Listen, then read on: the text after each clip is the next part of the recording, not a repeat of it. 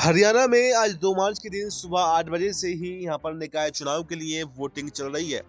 और इस चुनाव का जिक्र इसलिए भी करना लाजमी है क्योंकि इस चुनाव से बीजेपी इस चुनाव से पहले बीजेपी के वरिष्ठ नेता अनिल विज जो है इसको लेकर बगावत करते हुए दिखाई दिए थे और उन्होंने अपनी ही सरकार पर अपने ही मुख्यमंत्री पर तरह तरह के आरोप लगाए थे। दरअसल अंबाला से वो अपने समर्थित लोगों को जो है बीजेपी से टिकट दिलाना चाहते थे, लेकिन बीजेपी ने कुछ और ही लोगों को यहाँ पर टिकट दे दिया था, जिससे अनिल विज नाराज हो गए थे और उन्होंने पार्टी छोड़ने तक की धमकी दे डाली थी और अनिल विज मुख्यमंत्री पर लगातार हमलावर थे।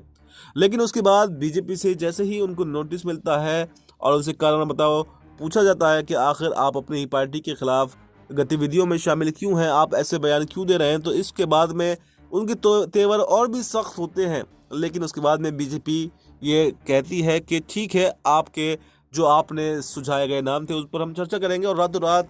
उन टिकटों को बदल दिया जाता है जो पहले किसी और को दिए गए थे और अनिल विज की बात को मान लिया जाता है। लेकिन एक अटकल जो है उसके बाद में सबसे बड़ी जन्म लेती है और वो ये कि अनिल विज पर निकाय चुनाव के बाद में बीजेपी एक्शन ले सकती है, क्योंकि बीजेपी नहीं चाहती कि उसका फॉर्मूला निकाय चुनाव में ध्वस्त हो या बिगड़े। तो ऐसे में निकाय चुनाव जब संपन्न हो जाएंगे तो अनिल विज पर एक्शन लिया जा सकता है। तो ऐसे में आज निकाय चुनाव की वोटिंग हो रही है और 9 मार्च को एक चरण में और भी वोटिंग होनी है, वो 12 मार्च को इसके नतीजे आएंगे। तो सवाल अब यही है कि क्या 12 मार्च के बाद में अनिल विज की बीजेपी से छुट्टी हो जाएगी? क्या जो बाकी तेवर उन्होंने दिखाए थे, जो पार्टी के खिलाफ मोर्चा खोला था, क्या यहाँ पर उनको भारी पड़ने वाला है या फिर अभी भी पार्टी के साथ में बने रहेंगे या पार्टी में कोई और जिम्मेदारी उनको मिल सकती है?